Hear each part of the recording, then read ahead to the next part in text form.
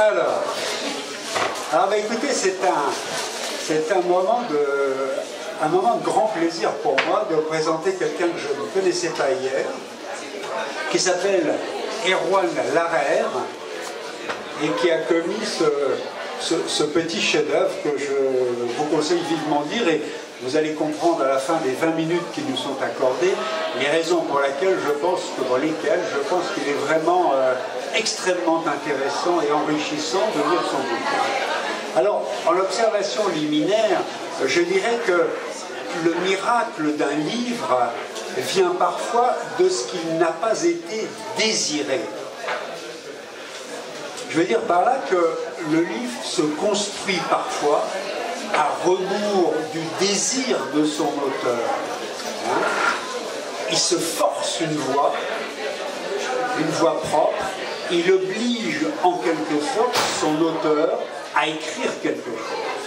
Alors, Erwan, au dos de son bouquin, écrit « Je suis romancier.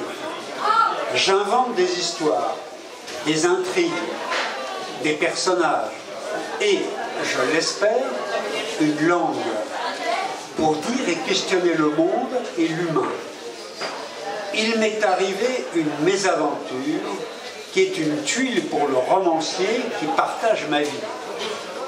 Je me suis trouvé un soir parisien de novembre, au mauvais endroit, au mauvais moment. Donc, lui aussi.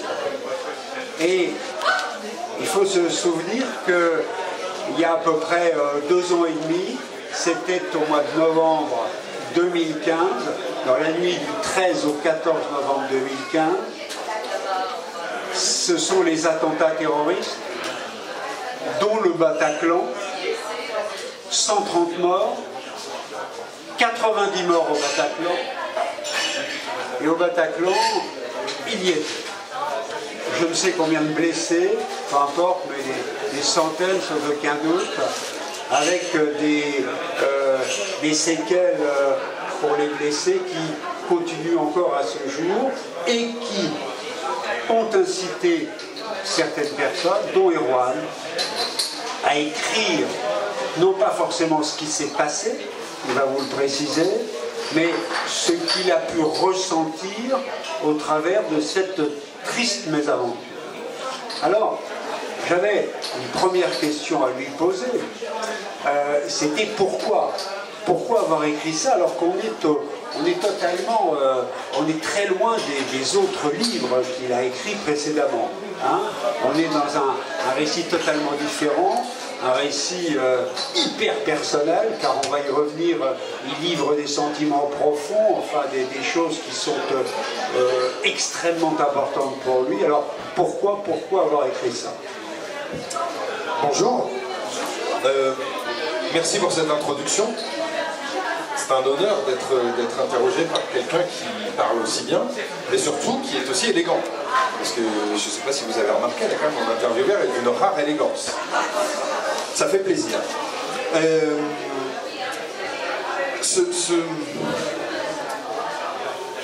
Il y a plusieurs choses. Le Bataclan, c'est un peu... Alors, j'espère que vous ne serez pas choqués d'entendre ça. Pour moi, c'est un peu comme si, par exemple, j'avais été victime d'un accident de la route. Si j'avais été pris dans un carambolage, par exemple.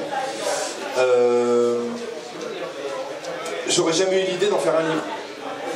Vous voyez ce que je veux dire? C'était une mésaventure personnelle, intime, quelque chose qui est arrivé à Erwan Larère, citoyen, personne lambda, qui va voir un concert de rock et qui se trouve au mauvais endroit, au mauvais moment. Donc pas de quoi en faire un roman.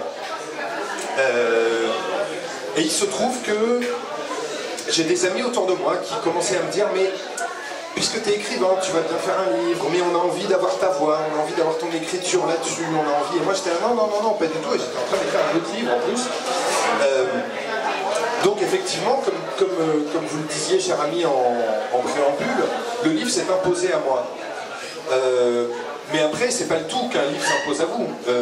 Qu'est-ce qu'on en fait? Qu'est-ce qu'on fait de ce qui vient? Qu'est-ce qu'on fait de cette matière, de cette langue, de ces mots qui viennent? Je voulais tout faire sauf un témoignage. un truc un peu larmoyant qui raconterait mon malheur, mon hôpital, ma blessure. Je pense que ça n'a pas d'intérêt, et je pense que si on a envie de savoir ça, il suffit de se brancher sur BFM TV ou d'aller voir Paris Match. Donc il y a eu un discours médiatique sur le Bataclan, il y a eu un discours politique sur le Bataclan, il y a eu des discours de café du commerce sur le Bataclan, mais il me semblait qu'il n'y avait pas eu de discours littéraire. Et moi, je suis extrêmement immodeste quant à mon travail de romancier, j'ai la prétention de faire de la littérature. C'est-à-dire, qu'est-ce que c'est la littérature? C'est travailler une langue, inventer une langue pour dire le monde d'aujourd'hui, comme j'ai dit en quatrième de couverture, pour dire l'humain, mais surtout pour le dire de manière, je mets des guillemets, excusez-moi les grands mots, de manière transcendante. C'est-à-dire d'une manière qui dépasse l'ici et maintenant, qui dépasse les contingences de nos petites existences. Et oui, j'ai l'extrême prétention de pouvoir être lu dans 50 ans ou 100 ans, si tant est qu'il y a encore des livres pour 50 ans ou 100 ans. Mais en tout cas, voilà, j'écris pour ça aussi, pour dire quelque chose qui dépasse ma simple condition à moi, et qui soit quelque chose de partageable, et qui soit quelque chose qu'on puisse tous. Bref, assez de longs discours. Donc la tentative du livre que je ne voulais pas écrire, c'est, enfin la question qui est au centre de ce livre, c'est la littérature peut-elle s'emparer de cet événement-là, qui dit tellement de choses sur nous, sur notre société, sur notre vivre ensemble, sur la morale, sur... Enfin, je veux dire, ces trois assaillants-là, ils tombent pas du ciel. Ils ont grandi à côté de nous. Ça aurait pu être... Alors, je vais encore une fois à l'extrême, ça aurait pu être nous, ça aurait pu être nos fils, nos frères, et donc ça, pour le romancier, c'est quand même très très fécond, et c'est très très riche. Donc voilà, c'était tout sauf un témoignage, mais est-ce que je peux écrire un roman à partir de ça, sachant que j'ai de la matière première? Je ne sais pas si j'ai bien répondu. Vous avez le droit de participer aussi, hein, de dire « Hey !» Si je ne suis pas clair, vous pouvez me le dire. Non, mais je crois que tu as été tout à fait clair. Alors vous verrez dans le livre, là, le souci premier d'Erwan, c'était, dit-il, je ne voulais pas apporter mon écho de larmoyance à l'océan émotionnel sur lequel surfent les médias de la société du spectacle. Hein, on est bien d'accord là-dessus, je crois qu'il a bien expliqué. Et il dit, il faut partager certaines choses. Il y a des choses qu'on ne peut pas garder pour soi. Il y a des choses qu'on est obligé de partager. Quand on a eu la chance ou la malchance de les vivre, on doit les partager. Et alors je crois que ça ne s'est pas imposé d'ailleurs à toi tout de suite, mais ce sont les extérieurs aussi, hein, les amis, les proches, ceux qui te connaissent, qui ne t'ont pas obligé, mais qui ont distillé cette idée de ce partage qui s'est alors imposé à toi. Et tu dis, alors il s'est imposé à moi écrire pour qu'un geste subsiste.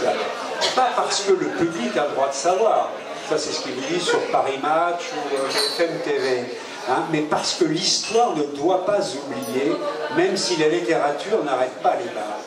Voilà. Donc ça c'est le pourquoi est-ce que j'ai écrit ça. Alors maintenant le comment.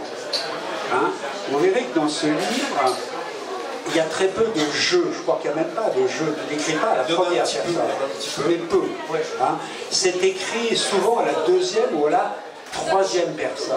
Et il précise qu'il n'écrit pas sur un événement, mais autour d'un événement. Et je crois que c'est ça, le génie de ce livre, c'est qu'en général, pour un livre, on écrit sur un thème, à propos de quelque chose de précis. Là, il écrit autour de quelque chose. Et le livre est construit d'une manière particulière. Il y a la vue d'Erwan, hein, il y a la vue des gens de l'extérieur, qui sont des amis, des connaissances, des gens qui vont chercher à le joindre, parce qu'il est injoignable. Il avait laissé son portable chez lui. Il est parti au Bataclan sans portable. Et il y a d'ailleurs quelque chose qui m'a amusé, c'est que quand il s'est retrouvé à l'hôpital, il a pensé à tout sauf à s'appeler lui-même. Alors son téléphone était aux mains de gens suffisamment proches qui auraient pu relayer dans les secondes qui suivaient l'état dans lequel il se trouvait, qui était un état positif, si je puis dire. Et puis il y a une troisième vision qui est extrêmement intéressante, c'est la vision de l'un des terroristes. Alors je parle de mémoire, je crois que c'est Iblis hein, que tu fais parler.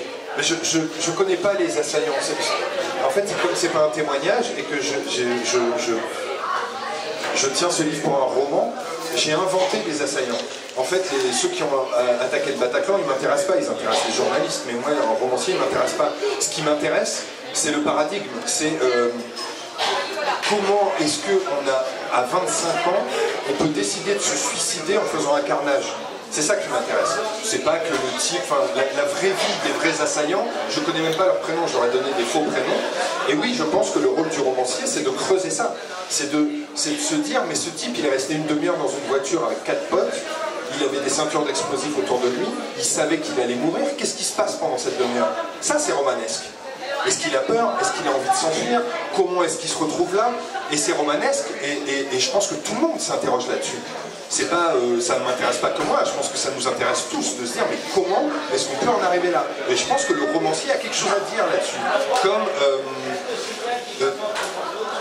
l'idée c'était pas de dire oui, Erwan a été blessé au Bataclan, tout le monde croyait qu'il était mort, on a su qu'il était vivant à 5 h du matin, il a fait de l'hôpital, il a fait héréditaire réduit. On s'en fiche de ça encore une fois. Mais ce qui est important c'est tout le monde se dit dans une telle situation mais comment j'aurais réagi? Comment j'aurais réagi? Est-ce que j'aurais été un héros ou pas?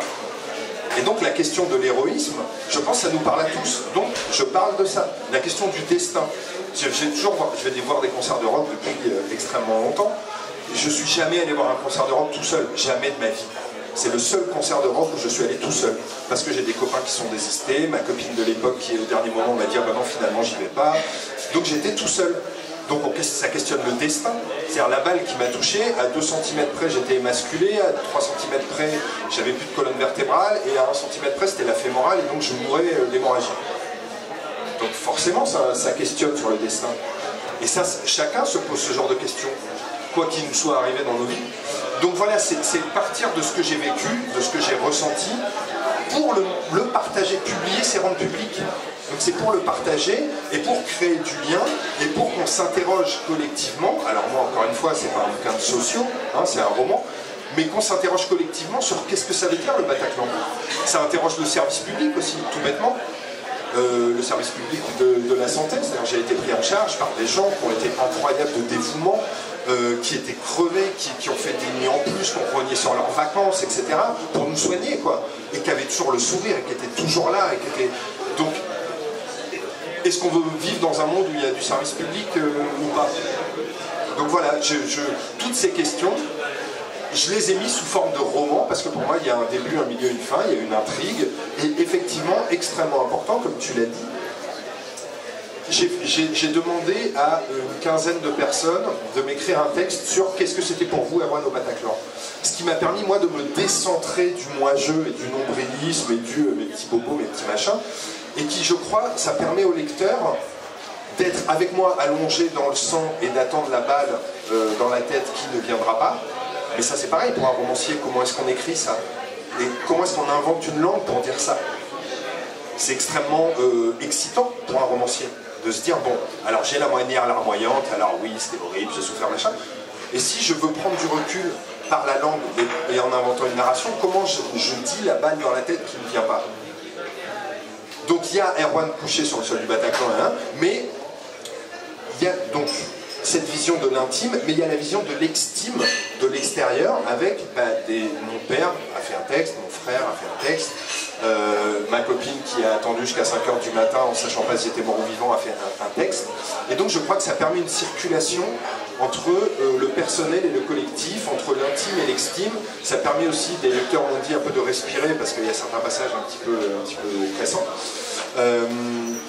Et surtout, tu parlais des pronoms personnels à juste raison tout à l'heure.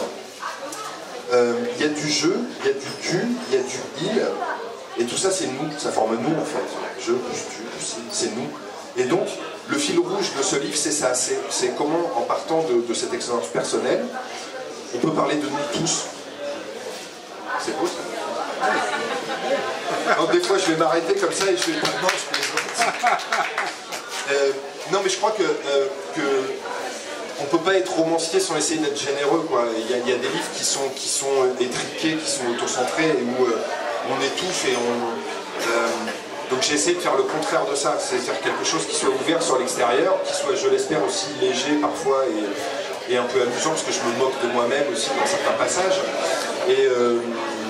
Et là, je sais plus ce que je vais dire, donc c'est à toi, tu rebondis tout de suite. Tu reprends la parole immédiatement, car je me perds, je me noie. On me fait signe qu'il faut nous arrêter. Ah. Alors je vous demande de vous arrêter. C'est extrêmement frustrant. Alors, pour terminer sur une note positive, parce que y a aussi un passage que je trouve très beau, et on me dit d'arrêter, mais je vais quand même le lire parce que ça fait 7 ou 8 lignes, et j'y tiens. Et c'est le moment où il remercie, où il est conscient de tout ce qu'il a reçu lorsqu'il a été sauvé par ce pompier et soigné. Et alors il dit, j'ai été en contact avec le plus beau, le plus noble de l'humanité. La compassion, le dévouement, l'écoute, la générosité, l'échange, le partage, l'affection, la douceur, la tendresse de la part du personnel hospitalier, bouleversant au quotidien d'altruisme et de bienveillance, jusque dans le moindre de ses sourires. De la part de mes proches, et il ajoute, de la part de vous, que je connais à peine ou pas du tout, que je croise de temps en temps ou pas, ailleurs que sur vous, mes amis virtuels, qui m'avaient envoyé de si touchants messages ou commentaires de soutien. Et je pense pouvoir terminer en disant que vous faites partie des gens qui vont s'ajouter à ceux qui présentent une importance véritable pour Erwan à partir d'aujourd'hui. Merci. Question ? Oui, c'est pas vraiment une question, mais c'est aussi l'histoire de ce livre, c'est aussi, je pense, l'histoire de la musique. C'est aussi, on l'a pas dit, mais je pense que c'est important, et c'est la naissance d'Erwan à travers la musique aussi, je pense. Voilà, ça, c'est un livre important aussi pour ça. Oui, mais c'est... ah, c'est éteint, ça. Oui, c'est... Non, mais tant pis. Au revoir, merci. Merci beaucoup.